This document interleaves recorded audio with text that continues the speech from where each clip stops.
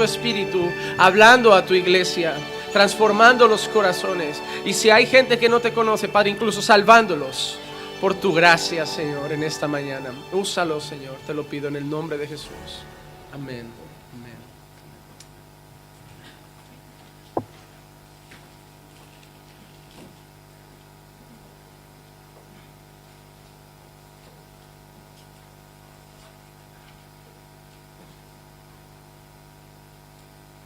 Pues gloria al Señor, alabado sea el nombre de Cristo. Espero que hayáis descansado bien anoche, hermanos. Y bueno, como dice la palabra, ¿no? Al que honra, honra. Muchas gracias, pastor, también por el cuidado en estos días. El hermano me ha hinchado de comer. Hermano, anoche él y su esposa querían llevarme a cenar y les supliqué, no quiero cenar, por favor, tened misericordia de esta barriguita, ¿no? Así que pues al volver a Almería, una semana de ayuno, oración para la gloria del Señor. Así que muchas gracias, pastor, también por estos gestos. Sabemos que es un vocero del Señor, pero también este fruto, ¿no? Es una muestra, ¿no? De un hermano entregado al Señor. Así que estoy muy agradecido al Señor por vosotros como familia, matrimonio, vosotros como iglesia, por haberme recibido con tanto cariño, todos los saludos ayer, el ánimo. Así que aquí me sentiría en casa. Así que nada, os amamos en el Señor. Os digo también, Almería es un buen sitio para ir de vacaciones. Estáis cordialmente invitados si queréis venir a visitarnos ahí en Palabra de Vida. Y la iglesia ahí os manda un fuerte saludo en el amor de Cristo. Pues bien, vamos a empezar en esta mañana. El título del mensaje es Inerrante. Inerrante. Y en un momento vamos a estar leyendo el Salmo 19. Salmo 19, título general, Inerrante. Inerrante. Una pequeña introducción y luego vamos a leer el texto. Estamos ahora en octubre 2018. Este mes, hace 40 años, se celebró la Declaración de Chicago sobre la inerrancia bíblica, aprobada por 240 teólogos evangélicos, pastores y líderes.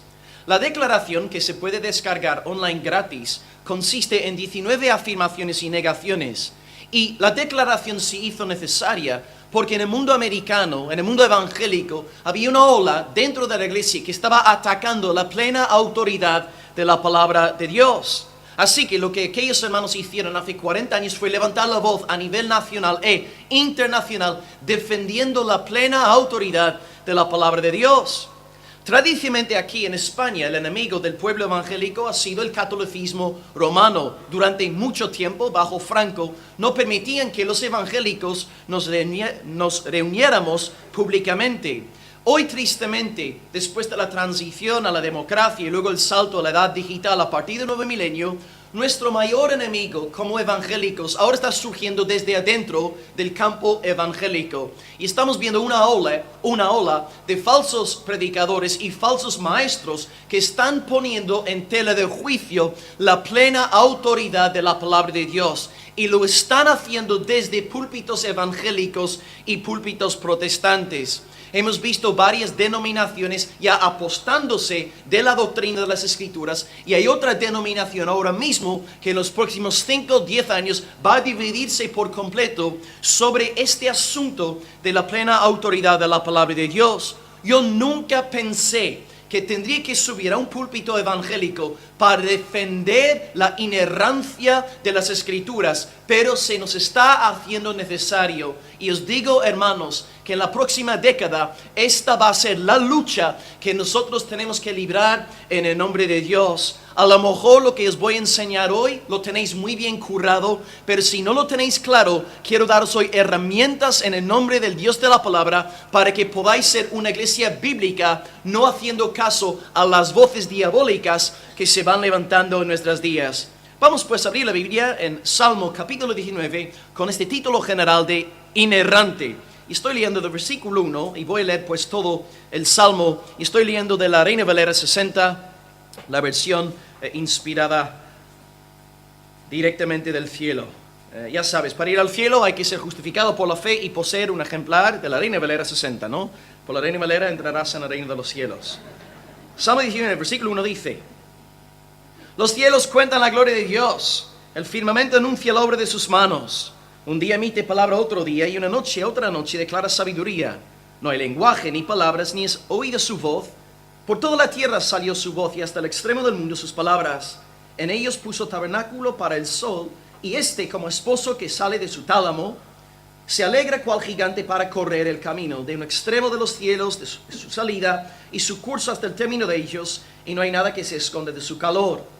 La ley del Señor es perfecta, que convierte el alma. El testimonio del Señor es fiel, que hace sabio al sencillo. Los mandamientos del Señor son rectos, que alegran el corazón. El precepto del Señor es puro, que alumbra los ojos. El temor del Señor es limpio, que permanece para siempre. Los juicios del Señor son verdad, todos justos, deseables más que el oro, y más que mucho oro afinado, y dulces más que la miel, y que la que destila del panal. Tu siervo pues es amonestado con ellos, en guardarlos hay grande galardón.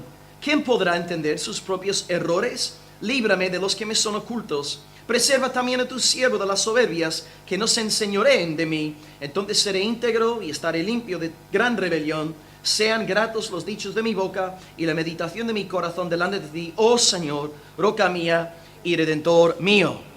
Pues bien, amados, vamos a intentar hacer lo imposible, exponer todo este salmo en esta predicación. En mi iglesia pues tendemos a ir un versículo, 2 versículos a la vez, pero hoy vamos a intentar hacer todo el salmo. Sé que no puedo hacer justicia al capítulo entero en un solo mensaje, pero espero daros herramientas para defender la doctrina de la inerrancia de las Escrituras. Su plena autoridad, la Biblia es inspirada por Dios. Pues una pequeña introducción y luego os doy el bosquejo. Estamos aquí en el libro de los Salmos, el libro más grande de toda la Biblia. Tiene 150 capítulos y el capítulo más largo de la Biblia se encuentra en los Salmos, y el capítulo más largo de la Biblia es el Salmo 119. Y también está el capítulo más corto de toda la Biblia en los Salmos, y es el Salmo número 117, muy bien, que tiene 2 versículos. Así que esta tarde, si quieres aprender un salmo de memoria, aprende el Salmo 117 y luego puedes impresionar a tus amigos creyentes: he aprendido un salmo de memoria. Claro, 2 versículos, muy bien. Los autores de los salmos son David, hijos de Coré, Asaf, Salomón, Moisés, Hermán, Etán y otros autores desconocidos. Hoy pues vamos a enfocarnos en el Salmo 19. En palabras de C.S. Lewis, el famoso crítico literario, apologeta neerlandés, él dice que desde una perspectiva puramente literaria, el Salmo 19 es inigualable.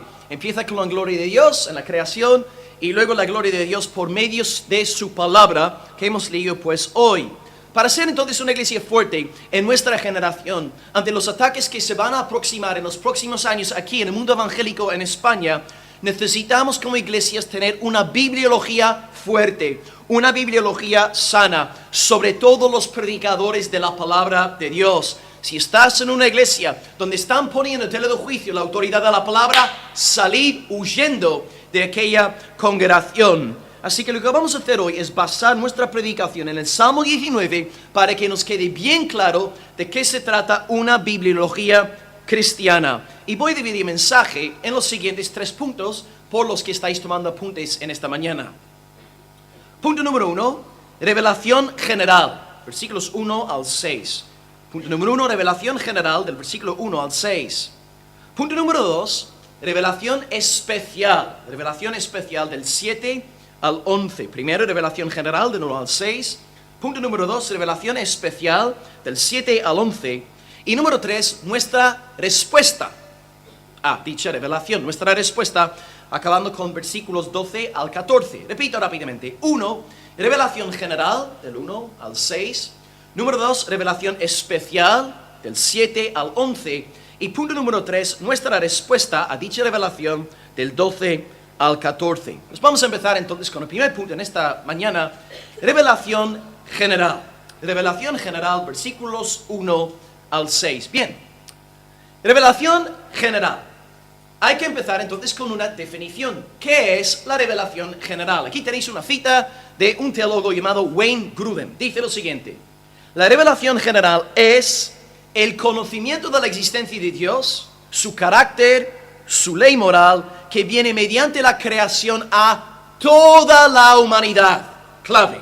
La revelación general entonces es para toda la humanidad, no solamente para el pueblo cristiano. En palabras de Calvino, no se puede abrir los ojos sin verse forzado a ver a Dios. Él ha inscrito en cada una de sus obras ciertas notas y señales de su gloria tan claras y tan excelsas que ninguno, por ignorante y rudo que sea, puede pretender ignorancia. Dios pues ha demostrado su gloria en el orden creado, en los árboles, en los ríos, en los pajaritos, en el cielo. Dios revela su gloria y esta revelación es general porque es general para toda la humanidad. No es para un grupo selecto, es para todos los hijos e hijas de Adán. Aquí pues en el Salmo, los primeros 6 versículos, David nos enseña sobre la revelación general. David dice que toda la creación está cantando alabanzas al Señor, dando testimonio de la gloria de nuestro Dios. Así que en los primeros 6 versículos del texto, David hace mención de los siguientes elementos de la creación. Versículo 1 habla de los cielos y también del firmamento, pero firmamento es un sinónimo de los cielos. Versículos 2 al 4 habla del día y de la noche. Y luego del versículo 5 al 6 habla del sol. Así que tenemos los cielos, el día, la noche y el sol. Todos dando a conocer la revelación general de Dios. Empezamos pues con el firmamento o los cielos. Versículo 1. Los cielos cuentan la gloria de Dios. El firmamento anuncia la obra de sus manos. Entonces el firmamento es el cielo. Y David contempla pues la belleza de la creación, fijándose en los cielos, y al levantar sus ojos al cielo celeste, ve al cielo como un gran predicador potente, dando a conocer la excelencia de la gloria de nuestro Creador. Dios entonces se revela mediante la creación y los cielos están proclamando la gloria de Dios. Ahora bien, hay que interpretar este pasaje poéticamente, metafóricamente, porque los cielos no hablan. Literalmente hablando, nunca habrás escuchado el cielo hablar ni las nubes hablar. Está hablando poética y metafóricamente. Por ejemplo, cuando tú dices que Dios es tu roca, no estás hablando literalmente. Dios no es una roca, pero sí metafóricamente Dios es una roca porque te da fortaleza. Él es tu fundamento. Jesús dice, yo soy la puerta de las ovejas. ¿Cristo es una puerta? Literalmente no. Metafóricamente sí, porque por medio de Él entramos a tener comunión con el Padre. Así que hay que entender lo que estamos leyendo aquí de forma poética. De la misma forma que cuando tú, hermano, te enamoras de tu mujer, le llamas cosas muy bonitas, ¿no? Eres mi mariposita, eres mi gacela, eres mi tortuga, mi vaquita, mi cerdita. Decimos cosas bonitas a nuestras esposas. Es lenguaje poético. No estamos hablando literalmente. Así que tenemos los cielos y luego, 2 al 4, dice la palabra de Dios, un día emite palabra a otro día, una noche a otra noche declara sabiduría. De nuevo, estamos diciendo lo mismo. De la misma forma que el cielo no habla literalmente, el día y la noche tampoco hablan literalmente. Es lenguaje metafórico, poético, que todos pues entendemos. La idea entonces es que David quiere decir y quiere transmitir, comunicar, es que toda la creación está exaltando, magnificando la obra creadora de Dios, diciendo que Él es poderoso, Él es bello, Él es inteligente, Él es glorioso en todos los sentidos. Y dice el versículo 4, por toda la tierra, no solamente en la iglesia, por toda la tierra salió su voz, la voz del cielo, la voz del día, la voz de la noche y hasta el extremo del mundo, sus palabras. Revelación general, amados. Pablo nos dice en Romanos 1, 19, también habla acerca de la revelación general. Dice, lo que de Dios se conoce les es manifiesto porque Dios se lo manifestó. Porque las cosas invisibles de Dios, su eterno poder y deidad, se hacen claramente visibles desde la creación del mundo, siendo entendidas por medio de las cosas hechas, de modo que no tienen excusa. Entonces Pablo usa el mismo argumento que David, diciendo que los ateos, los que no creen en Dios, están sin excusa, porque Dios se ha revelado clara, públicamente, delante de ellos a través de la creación. ¿Dónde está el problema?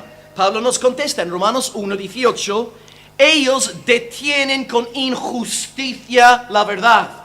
Conocen la verdad, saben que Dios existe, saben que Él está en el trono, pero como aman su pecado, se deleitan en la maldad, retienen la luz de la verdad de Dios, sepultan la verdad de la palabra del Señor y por lo tanto no tendrán excusa ninguna en el gran día del juicio. Así que los cielos dan testimonio de Dios, el día da testimonio de Dios, la noche da testimonio de Dios. Y en último lugar, versículos 4 al 6, nos habla del cuarto elemento, a saber, el sol. Versículo 4 dice, en ellos, es decir, en los cielos, Dios puso tabernáculo para el sol, y es decir, el sol, como esposo que sale de su tálamo quiere decir lecho en nuestro lenguaje, se alegra cual gigante para correr el camino de un extremo de los cielos a su salida y su curso hasta el término de ellos, y nada hay que se esconda de su calor. De nuevo, lenguaje metafórico. El sol no tiene un tabernáculo literal, es lenguaje metafórico. Y también David emplea otras imágenes metafóricas aquí, diciendo que el sol es como un esposo radiante que acaba de casarse y ha salido de su lecho. Es como un corredor fuerte y musculoso gozándose a la hora de correr. Es un gozo palpable, tangible y precioso, perceptible. Así es el sol. El sol es un evangelista. El sol es un misionero predicando la gloria del Dios Todopoderoso. De la misma forma que un varón se emociona con un partido de fútbol y corre y juega y suda con gozo, el sol también se esfuerza a la hora de anunciar la gloria de Dios en toda la tierra. Así que pues, hermanos, en el primer punto de mensaje, estamos en la esfera de revelación general. Todos los hijos de Adán, aunque sean salvados o perdidos, todos pueden ver la creación, la naturaleza, y saben que Dios existe por mucho que nieguen dicho hecho. Entonces, en primer lugar, Dios se ha revelado en la creación, revelación general. Y ahora en segundo lugar, vamos a prestar más atención, y este punto va a ser el más denso del mensaje hoy, revelación especial, del versículo 7 al versículo 11. Así que en primer lugar hemos hablado de revelación general. Dios se revela en los cielos, el día, la noche y el sol. Número 2, revelación especial, leyendo del 7 al 11. La ley del Señor es perfecta que convierte el alma. El testimonio del Señor es fiel que hace sabio al sencillo. Los mandamientos del Señor son rectos que alegran el corazón. El precepto del Señor es puro, que alumbra los ojos. El temor del Señor es limpio, que permanece para siempre. Los juicios del Señor son verdad, todos justos, deseables más que el oro y más que mucho oro afinado, y dulces más que la miel, que la que destila del panal. Tu siervo pues es amonestado con ellos, y en guardarlos hay grande galardón. Pues bien, en el primer punto hablamos sobre revelación general, a saber, la revelación de Dios dada en toda la creación que todos podemos ver, seamos creyentes, no seamos creyentes. Pero ahora pasamos a la esfera de revelación especial. Revelación especial. Porque la revelación general no nos puede salvar. Es cierto que al estudiar los cielos, el día, la noche, el sol, podemos llegar a ciertas conclusiones tocantes a la naturaleza del Creador. Por ejemplo, deducimos que tiene que ser muy inteligente, muy poderoso, muy sabio, muy grande, pero no podemos saber si este Dios que ha creado todo es un Dios de amor, un Dios de odio, un Dios cercano, un Dios lejano, un Dios que quiere comunicarse con nosotros, un Dios que no está interesado en nosotros. Para contestar esta especie de pregunta, hace falta revelación especial. Una revelación verbal de parte de Dios.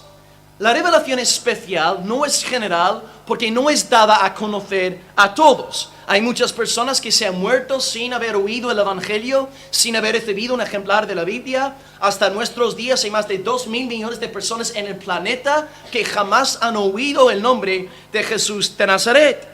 Y luego también, no solamente esto, incluso en la iglesia visible, cuando predicamos semana tras semana, hay muchas personas que se congregan que tienen el corazón totalmente encegado. No ven la luz de la gloria de Dios, están oyendo las palabras, pero la revelación especial no está efectuando ningún cambio en sus almas. Así que la revelación especial ya no es para todos, sino para un pueblo concreto. Y es esta revelación la que nos salva en el día final.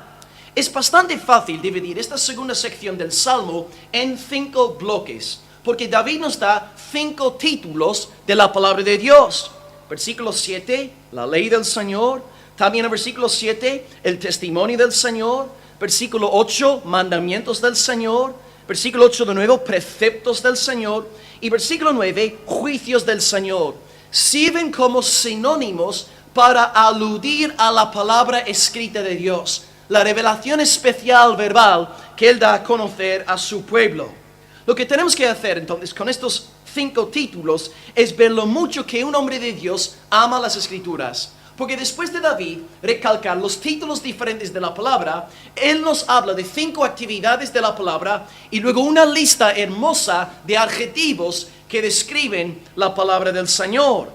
David entonces, por medio de la revelación especial de Dios, había aprendido a conocer a Dios, a amar a Dios. Evidentemente David no tenía un ejemplar del Nuevo Testamento, pero sí tenía el Pentateuco de Moisés, tal vez un ejemplar del libro de Josué, y meditaba de día y de noche en la ley del Señor.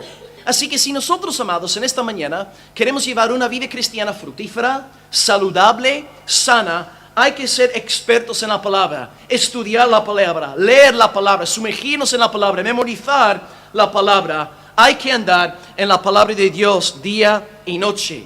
Y David dice aquí que la palabra es perfecta, fiel, recta, pura, limpia, verdadera, deseable y dulce. Es lenguaje de un hombre regenerado. ¿Qué piensa un hombre regenerado, salvado, acerca de la Biblia? Piensa que la Biblia es fiel, recta, pura, limpia, verdadera. No tiene una actitud crítica. De ahí el peligro de los dudólogos en nuestros días, que están dudando de la plena autoridad de la palabra de Dios. Un hombre lleno del Espíritu Santo exalta, elogia la palabra del Señor, no cuestiona la palabra, no tiene una actitud de incredulidad hacia la palabra, ama la palabra, abraza la palabra, predica la palabra, defiende la palabra. ¿Qué hay en tu corazón pues hacia la palabra? ¿Dudas? ¿Escepticismo? ¿Un amor profundo? ¿Una fe de niño confiando en la palabra de tu Padre Celestial? Decía de nuevo Calvino, debemos a las Escrituras la misma reverencia que a Dios, ya que las Escrituras tienen su origen en Él. David pudo hablar de esta manera sobre las Escrituras porque él sabía que habían sido inspiradas por el Espíritu Santo de Dios. Seguro que todos conocéis 2 Timoteo 3:16 en esta iglesia, ¿verdad? Toda Escritura es inspirada por Dios, útil para redarguir, corregir, instruir, a fin de que el hombre de Dios sea perfecto, enteramente preparado para toda buena obra. Segundo de Pedro 1:21 también dice, nunca la profecía fue traída por voluntad humana, sino que los santos varones de Dios hablaron siendo inspirados por Dios, sí, más concretamente, el Espíritu Santo. Entonces lo que tenemos en este libro, hermanos, no es el fruto de un pensamiento de un predicador o un simple profeta, es la palabra de Dios, la mismísima palabra de Dios. De ahí la necesidad de reverencia en el estudio de la palabra. Nosotros en nuestra iglesia el domingo pasado acabamos 1 de Pedro, después de predicar 2 años a partir de la epístola, y una y otra vez en los 5 capítulos de 1 de Pedro, Pedro está citando el Antiguo Testamento una y otra vez, citándola textualmente, haciendo alusiones al Antiguo Pacto, porque Pedro sabía que el Antiguo Testamento es palabra de Dios, es la palabra de Dios. ¿Cómo vas a tener una vida fructífera? Basándote en la palabra de Dios. Entonces David aquí, escribiendo bajo el Espíritu Santo de Dios, elogia la palabra. Así que entendemos aquí a partir de este salmo que David no es el único en alabar la palabra de Dios. El Espíritu Santo también alaba y exalta la palabra de Dios. Si tú eres un hombre espiritual, pues vas a alabar la palabra de Dios. Y aquí tenemos otros textos de los salmos que nos hablan sobre la belleza de la palabra de Dios. Voy a leer solamente 10 versículos. Salmo 12, versículo 6. Las palabras del Señor son limpias, como plata refinada en horno de tierra, purificada 7 veces. Salmo 18:30. En cuanto a Dios, su camino es perfecto y acrisolada la palabra del Señor. Quiere decir intachable, íntegra. Salmo 33, versículo 4. Porque recta es la palabra del Señor. Salmo 56:10. En Dios alabaré su palabra, en el Señor su palabra alabaré. Salmo 107:20. Dios envió su palabra y los sanó y los libró de la ruina. Salmo 119:89. Para siempre, oh Señor, permanece tu palabra en los cielos. Salmo 119, 105. Lámpara es a mis pies tu palabra y lumbrera a mi camino. Salmo 119, 130. La exposición de tus palabras alumbra, hace entender a los sencillos. Por eso crean la predicación expositiva, porque si exponemos el consejo de Dios, va a alumbrar a la congregación. Y la congregación no estará basada en mi sabiduría como pastor, sino en la palabra de Dios. Salmo 119, 140. Sumamente pura es tu palabra y la ama tu siervo. Y Salmo 119, 160. La suma de tu palabra es verdad. Si tú de verdad, pues, hermano, hermana, andas en la plenitud del Espíritu Santo, tú no vas a estar criticando las Escrituras. Tú vas a glorificar a Dios por la palabra del Señor en tu vida. La palabra es lo más importante, el don más inestimable que tenemos. En palabras del puritano Thomas Watson, las Sagradas Escrituras son la joya más preciosa que Cristo nos ha dejado. Pero en esta mañana, queridos, no solamente quiero dejaros con la opinión de David, la opinión de Pablo en 2 Timoteo 3:16, la opinión de Pedro en 2 de Pedro 1:21. Yo también quiero que entendáis que el capitán de nuestra fe y salvación, el gran Señor y cabeza de la iglesia, Jesucristo, también exaltaba la palabra de Dios en vida y en muerte. Y aquí tenéis 10 observaciones sobre la bibliología del Señor Jesús. Y os digo en esta mañana, si vosotros os llamáis cristianos, seguidores de Cristo, la bibliología de Jesús tiene que ser la tuya. Si alguien te dice a ti, yo soy seguidor de Cristo, pero no comparte la bibliología de Cristo, no es un seguidor de Jesucristo. Por muchos doctorados en teología protestante que tenga, no es un seguidor de Jesucristo. Un seguidor de Jesucristo se somete al señorío del Señor en todas las cosas. Si tú de verdad eres un cristiano, la bibliología de Jesús será tu bibliología. 10 observaciones breves sobre la bibliología de Cristo. ¿Qué pensaba Jesús acerca de la palabra escrita de Dios? Primera observación. Jesús nunca se opuso a la palabra de Dios. Jesús nunca se opuso a la palabra de Dios. Esto contradice la actitud de muchos predicadores contemporáneos que hacen que sus congregaciones duden de la palabra de Dios. Jesús nunca emitió una sola palabra de crítica al Antiguo Testamento.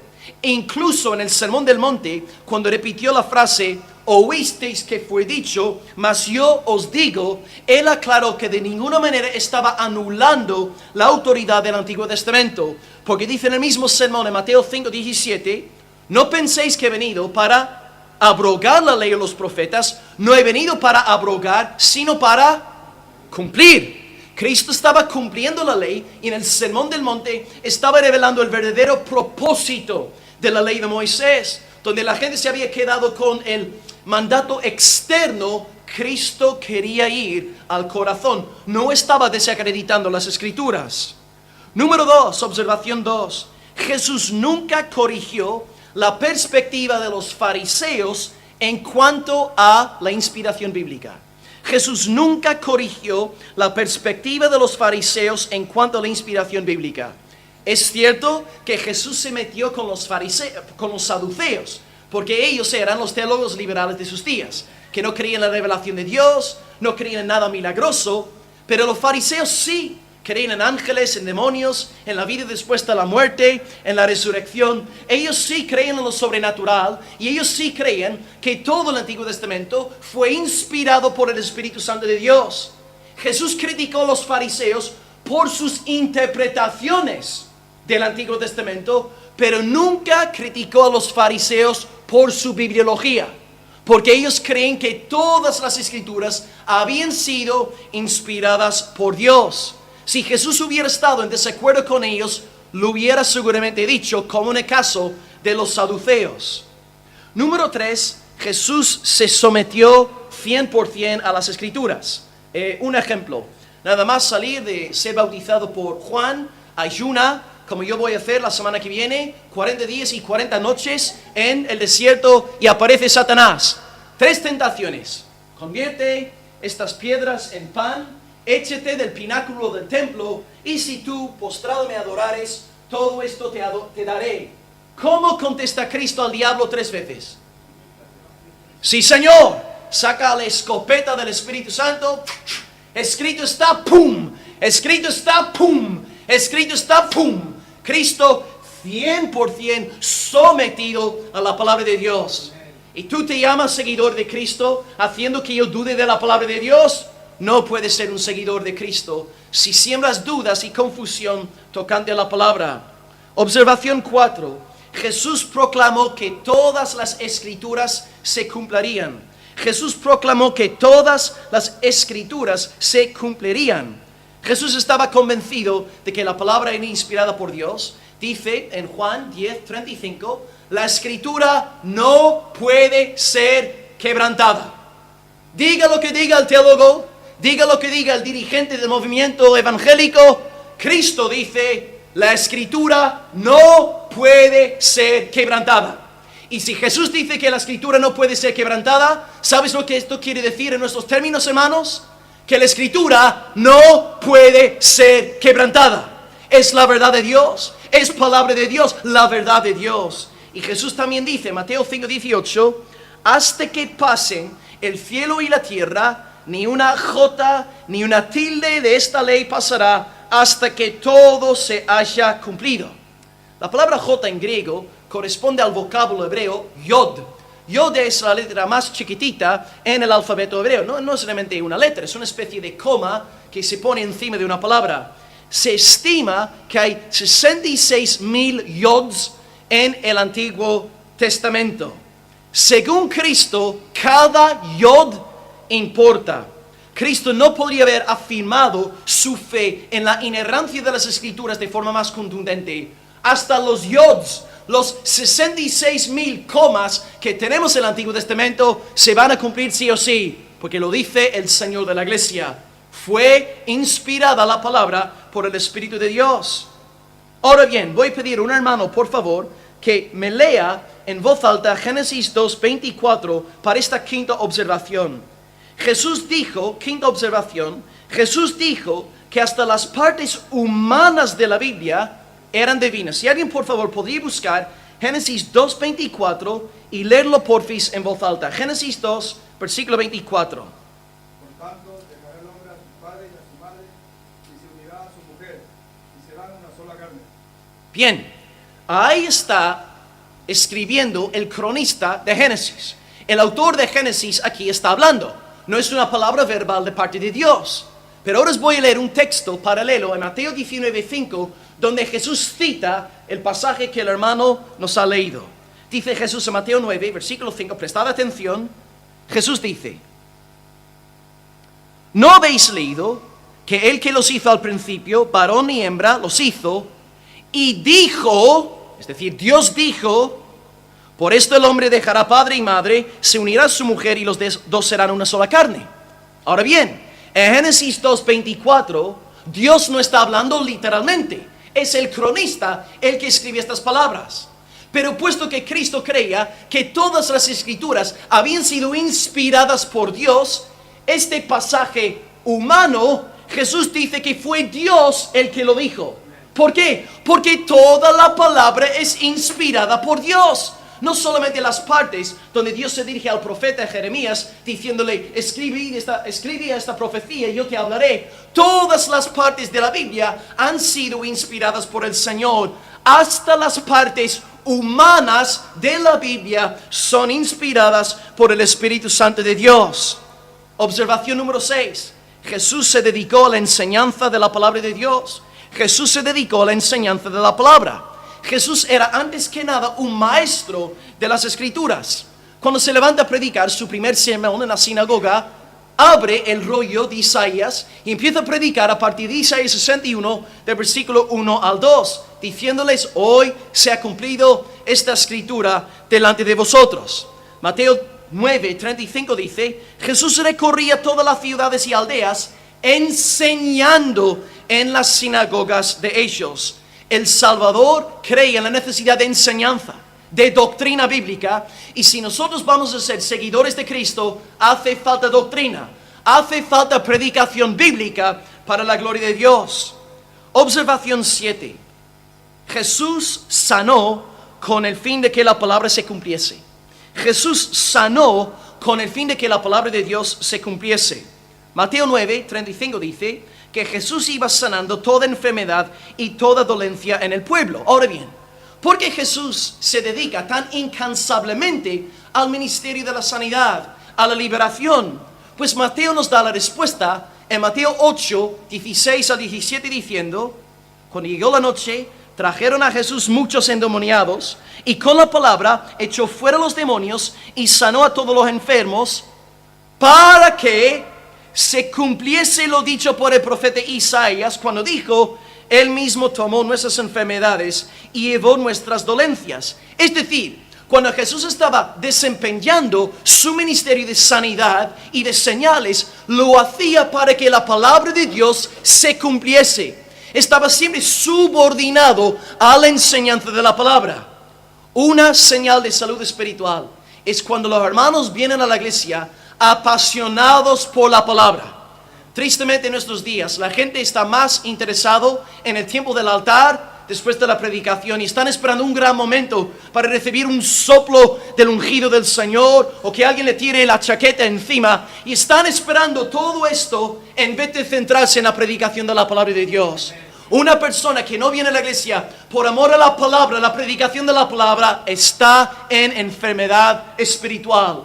Jesús sana con el fin de llevar a la gente a la palabra. La palabra es lo central, lo fundamental. Observación número 8. Jesús nunca desobedeció las Escrituras. Jesús nunca desobedeció la palabra de Dios. Dice Hebreos 4:15, no tenemos un sumo sacerdote que no puede compadecerse de nuestras debilidades, sino uno que fue tentado en todo, según nuestra semejanza, pero sin pecado. Cristo nunca desobedeció la palabra de Dios. Incluso en el día, cuando estaban recogiendo espigas, en el día del sábado, la gente, los fariseos, acusaban a Cristo de pecar en Marcos 2, del 23 en adelante. Pero Jesús revela que para nada estaba desobedeciendo las Escrituras. Si tú tienes hambre y estás yendo por un campo en el día del sábado, puedes coger una espiga para saciar tu hambre. Es un acto de misericordia. Otra cosa sería montar un mercado de espigas en el día de reposo. 3 euros por 2 kilos, ¿entendéis? Hay una distinción. En momentos de necesidad, sí. Si tu oveja cayese en un hoyo en el día del sábado, ¿acaso no irías para sacar la oveja en el día del sábado? Puedes hacer obras de misericordia. Si tu iPhone cayese en la calle en el día domingo, ¿acaso no te agacharías para coger el iPhone? De la misma forma, en el sábado, en el día del Señor, es lícito hacer obras de misericordia. Jesús no estaba para nada desobedeciendo la palabra de Dios. Penúltima observación, 9. Jesús creía en las profecías mesiánicas. Jesús creía en todas las profecías mesiánicas. Por ejemplo, Juan el Bautista está en la cárcel un poco desanimado, tiene sus dudas y envía 2 siervos suyos y preguntaba a Jesús Nazareno si él es aquel que había de venir. ¿Y cómo contesta Jesús? En vez de decir, dile a Juan, yo soy, no pasa nada, contesta a Juan con estas palabras. Id, haced saber a Juan, estoy citando de Lucas 7:22, haced saber a Juan lo que habéis visto y oído. Los ciegos ven, los cojos andan, los leprosos son limpiados, los sordos oyen, los muertos son resucitados y a los pobres es anunciado el Evangelio. ¿Por qué Cristo contesta de esta manera? Pues está citando textualmente Isaías 35, versículos 4 al 6, hablando del Mesías que había de venir.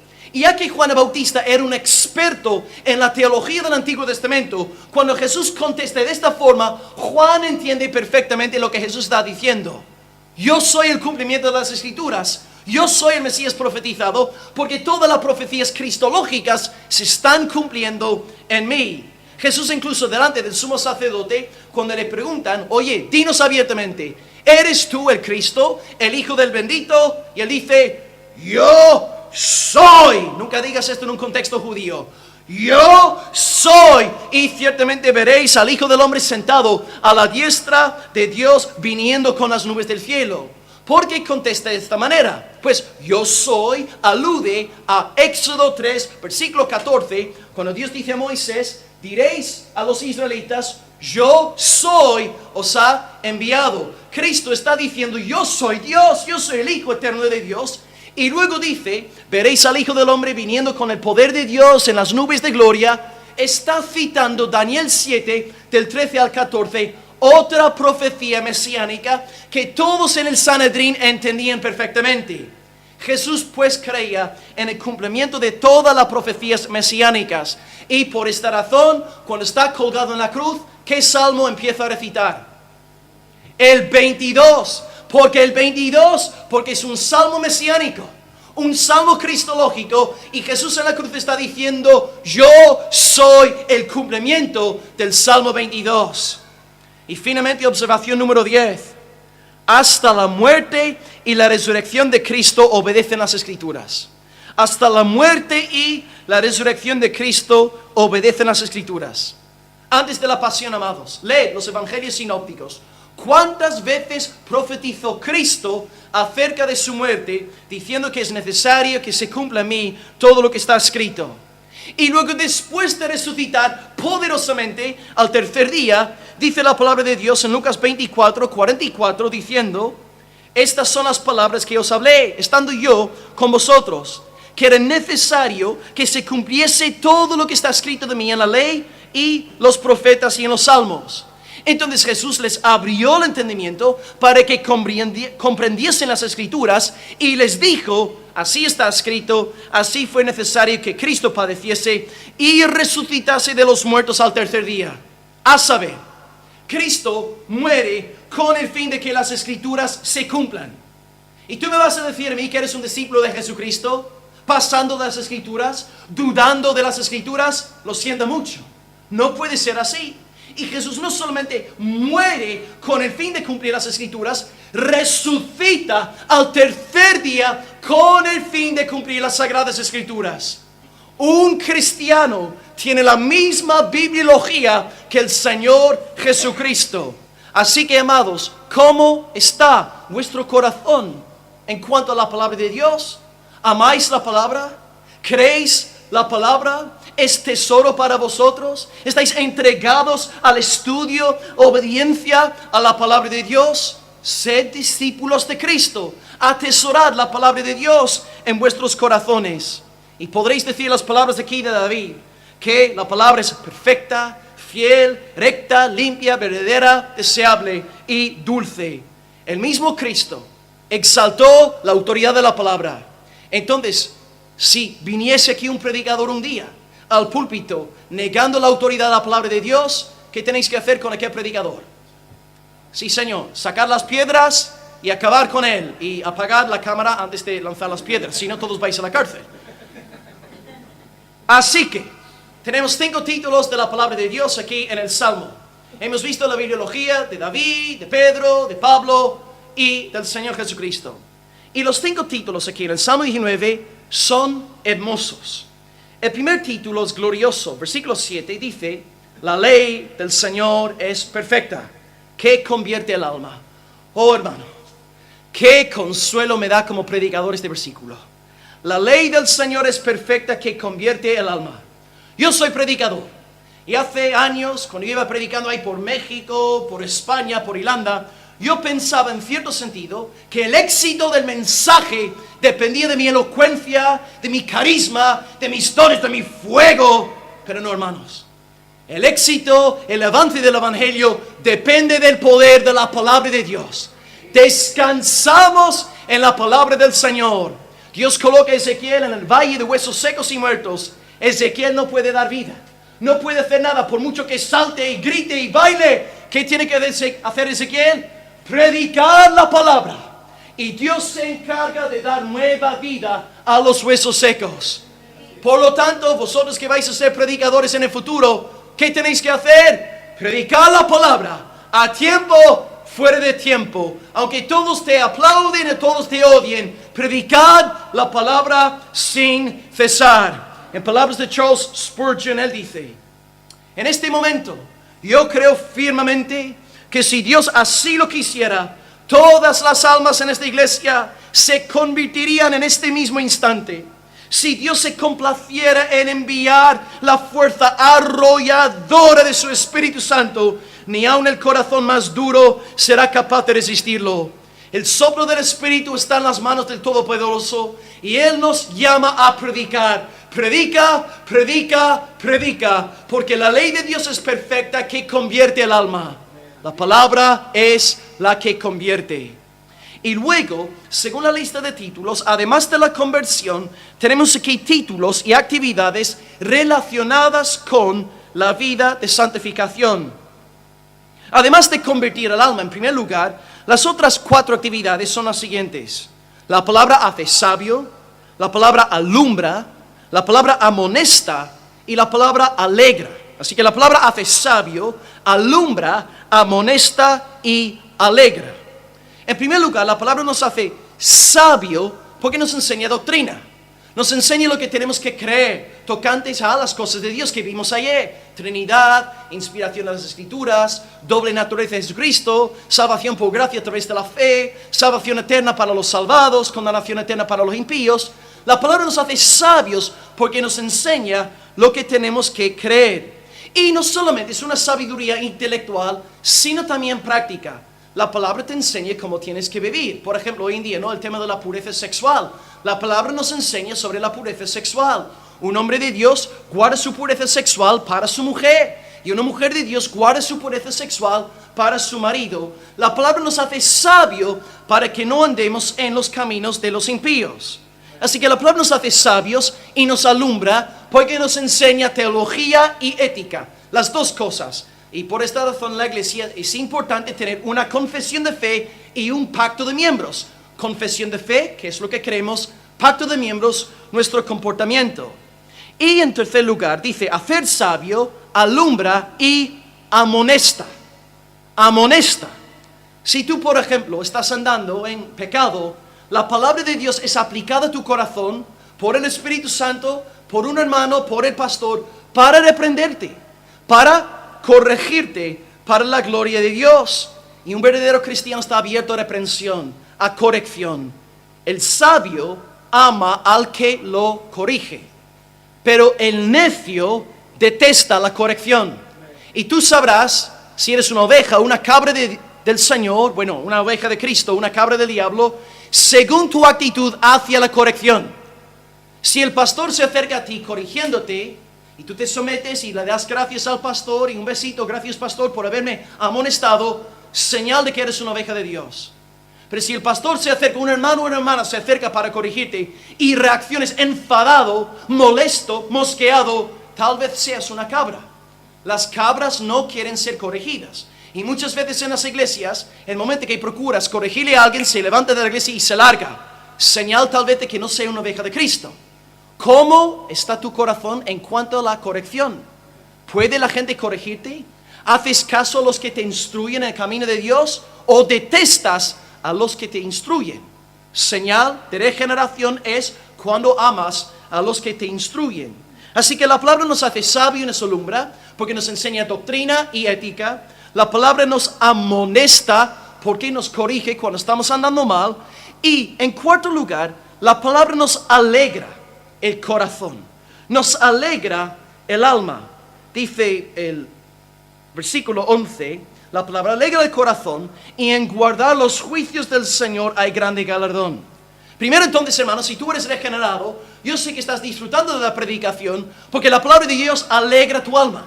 Y estás feliz y estás contento. Y aunque tiraré yo 3 horas aquí predicando, estáis felices porque amáis la palabra de Dios por encima de todas las cosas. La palabra te alegra el alma, es tu tesoro.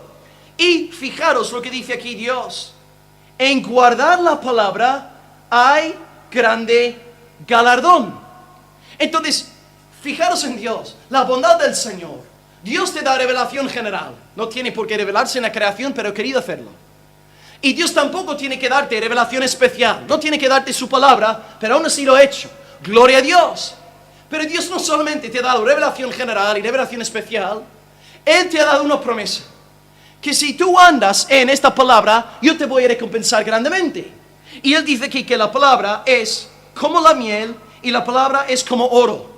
Es decir, hermanos, digamos que ahora mismo en esta mesa yo os pongo un cofre de 50,000 pavos, 50,000 euros, y ahí al otro lado a la derecha coloco un bote gigantesco de miel.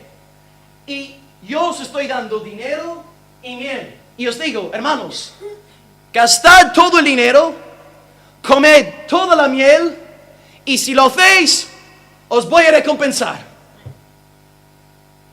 ¡Wow! ¡Gloria a Dios! Te ha dado su palabra, que es oro, que es miel, y Dios es tan sumamente generoso y bondadoso que si tú andas en obediencia a la palabra, si tú gastas este dinero y si tú comes esta miel, Él te va a recompensar. ¡Gloria al Señor! ¡Bendito sea Dios! ¡Cuán bueno, tierno, misericordioso es nuestro Señor! Oh amados, hoy pues, gastad el dinero de la palabra, zampad la miel de las Escrituras y Dios se va a encargar de bendeciros hasta lo inconcebible. Nuestro Dios es así de bueno. Alabado sea Señor por tu bendita, gloriosa, dulce, hermosa palabra. Alabado sea el nombre del Señor. Los que son de Dios aman este oro y se deleitan en la miel. Hermano o hermana, amad la palabra de Dios. Memorizar. Mira, yo veo jóvenes aquí en esta mañana. Vosotros tenéis el cerebro como una esponja, como Bob Esponja. Vosotros, hermanos, tenéis una capacidad intelectual impresionante. Hay jóvenes aquí, esta misma tarde podríais aprender, memorizar un capítulo de la Biblia sin ningún problema. Yo recién convertido, con 17 años, había memorizado 5 libros enteros de la Biblia. Los jóvenes tenéis una capacidad mental. Ahora tengo 33 años. Y procuro memorizar los mismos pasajes que hace 15 años y ya me cuesta. En vez de aprender a leer el versículo, pues a lo mejor 2, 3 veces, ya tengo que leer el mismo versículo 5, 6 veces. Claro, me voy haciendo viejito, tengo pelo gris, yo necesito la vara para andar, ¿no? Jóvenes, aprovechad ahora. Menos WhatsApp, menos Facebook, menos YouTube, más palabra de Dios. Y vosotros mayores, padres, varones, maridos, vosotros en casa, lunes al viernes en casa, memorizad un texto con vuestros niños y niñas en casa. 5 versículos a la semana. Y los niños, guardando la palabra de Dios en sus corazones, van a ser más fuertes en el Señor. Y aunque no se conviertan, van a tener este buen depósito guardado para tal vez en el futuro luego convertirse por la gracia de Dios. Memorizar la palabra en casa, tomar la palabra en serio, andad en la palabra de Dios.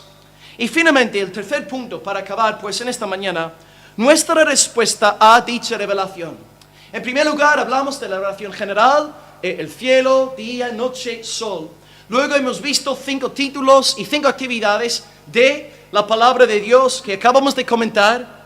Y ahora número 3, ¿cómo debemos de responder ante esta revelación? Versículos 12 al 14.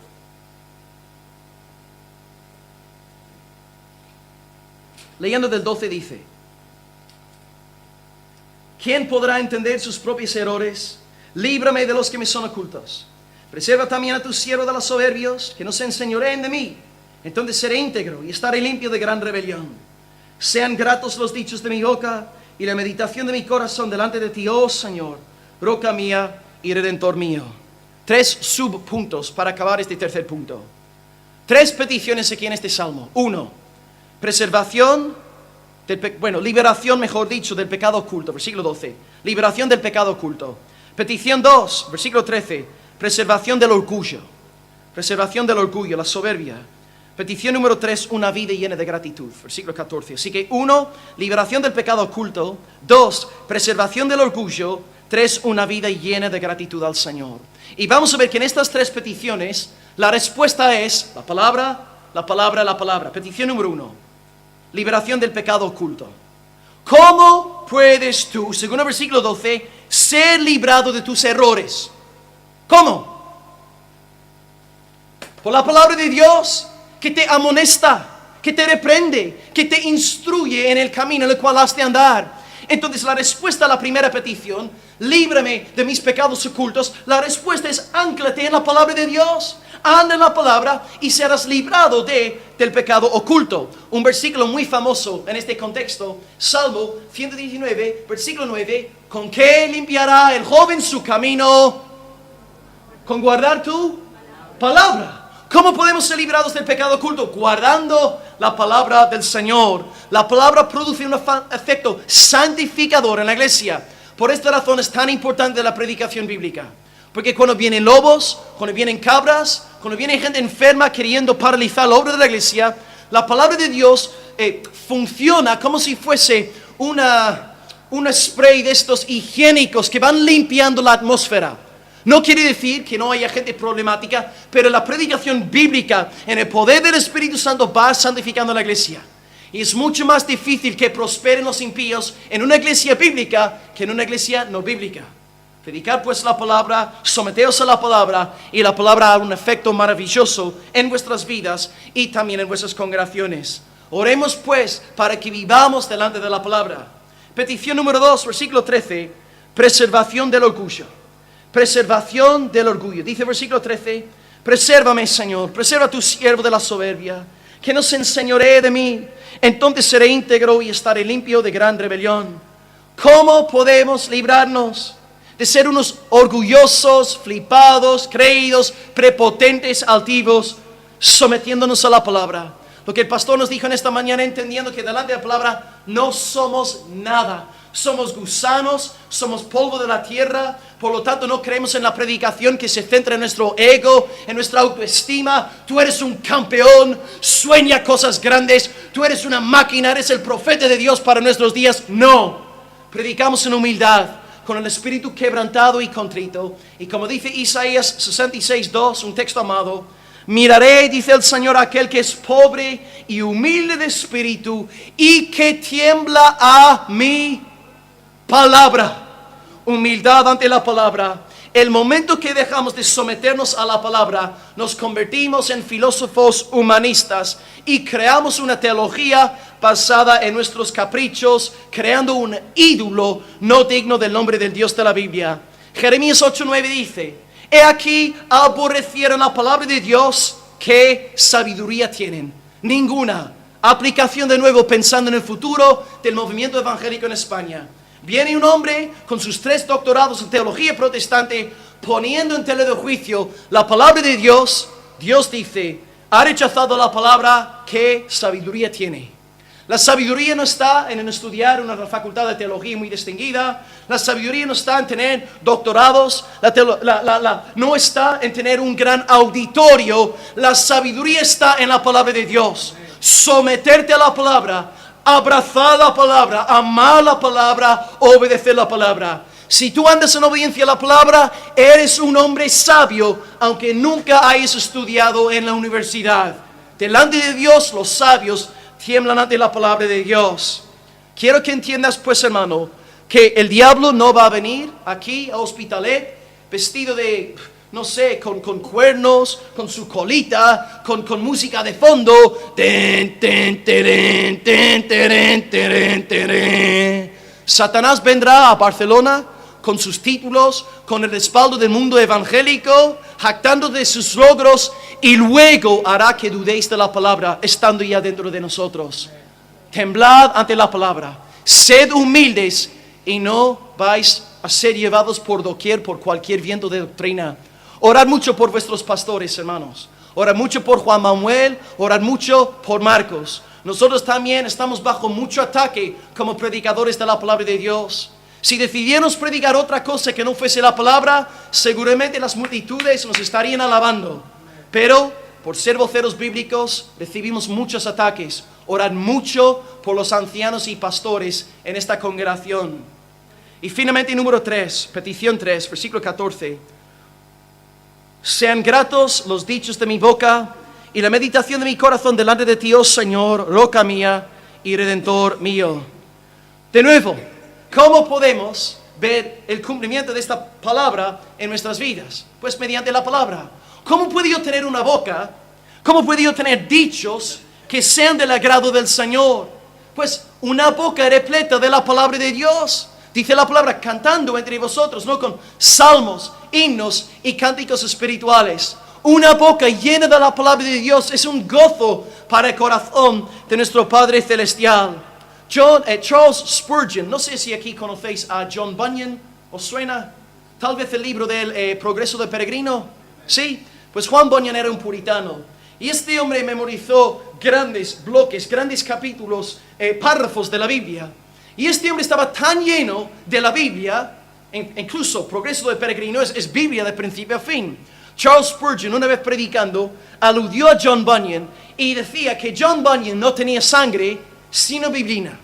Biblina, es decir, si tú hubieras cortado al hermano Bunyan, en vez de salir sangre, habría salido Biblia. Y mi oración por todos vosotros, amados, es que tengáis biblina. La próxima vez que alguien te pegue un puñetazo, tú sueltas una promesa del Señor de misericordia, de gracia y de perdón. Llénate de la palabra, hínchate de la palabra de Dios, que tengáis biblina para la gloria de Dios, que vuestra boca esté repleta de la palabra del Señor. Así que pues, hermanos, os lanzo este desafío. Si no estáis estudiando la palabra, si no estáis leyendo las Escrituras, que Dios use este mensaje para encender en vosotros esta pasión por volver a las Sagradas Escrituras. La palabra os hará bien, la palabra os santificará, la palabra glorificará el nombre de Dios en vuestras vidas. Una iglesia edificada en la palabra no podrá ser engañada fácilmente. Por lo tanto, sed bíblicos. Echad raíces en la palabra de Dios. Y concluyo pues con esta hermosa expresión justo a finales del Salmo. Oh Señor, roca mía y redentor mío. Roca mía, lenguaje metafórico, redentor mío. Es cierto, amados, que os he predicado hoy sobre la palabra de Dios. Va a ser la gran lucha de nuestra generación ahora que se acerca a defender la palabra de Dios. Denominaciones e iglesias van a dividirse sobre el asunto de la autoridad de la palabra. Lo estoy profetizando, va a pasar, sí o sí, ya está sucediendo. Pero queridos, es cierto que hemos en gran parte sido muy pasotas con la palabra del Señor. Yo vi un vídeo el otro día de hermanos en la China que recién habían recibido una caja de Biblias. Oh hermano, cómo corrían los hermanos para coger aquellos ejemplares de la Biblia. Y luego enseguida pensé, nosotros aquí en el Occidente tenemos la Biblia en todas las versiones imaginables, ¿verdad? Reina Valera 95, 60, 1909, la Biblia de las Américas, Dios habló hoy, el pastor Will habló hoy, tenemos de todo, tantas versiones de la Biblia. Y hay en la China, queridos, en la iglesia perseguida, no tienen Biblias. Hermanos, tenemos que recuperar pasión por la palabra de Dios, volver a la palabra. Y gracias a Dios aquí, dice el Salmo, que Él es nuestra roca, nos va a sostener en esto y es nuestro Redentor. Así que yo también os lanzo hoy. A lo mejor algunos de vosotros os sentís culpables en esta mañana. Padres, no habéis estado desempeñando el papel de un sacerdote en vuestro hogar. No habéis estado estudiando la palabra con vuestra mujer ni con vuestros hijos. Pero David dice que Él es nuestro Redentor. Nadie ha dado la talla, todos hemos pecado, todos hemos fallado al Señor. Pero os traigo un bálsamo muy dulce en esta mañana. Él se acerca a ti hoy como Redentor, como el que te perdona y te permite ahora empezar una nueva aventura con la palabra en casa, con la palabra en la iglesia. Y os ruego pues en el nombre de Dios, a la luz de su gracia, después de haberos hablado en esta mañana, ahora tomad en serio el estudio de la palabra, regocijándose en la bondad de vuestro amado Redentor, el que perdona tus pecados, el que permite que empieces de nuevo. Pues amados, a la luz de todo lo que hemos predicado hoy, permitidme acabar con una breve recapitulación.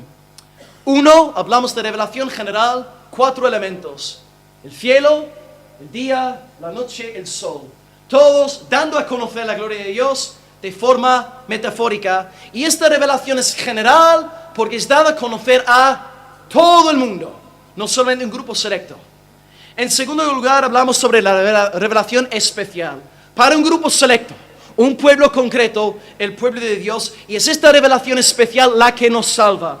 Vimos pues la bibliología de David, de Pedro, de Pablo y más importante del Señor Jesucristo. Y explicamos que si Jesús es nuestro Señor, nuestra bibliología tiene que ser la bibliología de Cristo. Y comentamos pues que la Biblia hace 5 actividades principales. Convierte el alma, Por lo tanto, no tenemos que manipular a la gente, ni comprar máquinas de humo, ni bajar las luces después de predicar. Dependemos de la palabra. La palabra también nos hace sabios. La palabra nos alumbra porque nos da teología y ética. La palabra nos amonesta porque nos corrige cuando andamos mal. Y la palabra también nos alegra. Es dulce como la miel, es precioso como el oro. Y si gastamos estas bendiciones, Dios nos va a recompensar. Cuán bueno es nuestro Dios. Y finalmente, número 3, nuestra respuesta ante dicha revelación. Hemos visto 3 peticiones: liberación de pecado oculto, preservación del orgullo y una vida agradable delante de Dios. Y os hemos dicho que la respuesta a las 3 peticiones se encuentra en vivir conforme a la palabra de Dios. Así que a la luz de esta gran celebración, 40 años después de la declaración de Chicago, cuando aquellos predicadores y estudiantes de la palabra defendieron la palabra en su generación, os animo pues, en 2018, una nueva generación a levantar un estandarte defendiendo la palabra de Dios con el grito de los reformadores sellado en vuestras almas: sola escritura, sola escritura, corra la palabra, sea glorificada para la gloria de Dios, la gloria del Hijo y la gloria del Espíritu Santo. Y el pueblo de Dios dijo: amén, gloria a Dios. Oremos al Señor en esta mañana. Aleluya.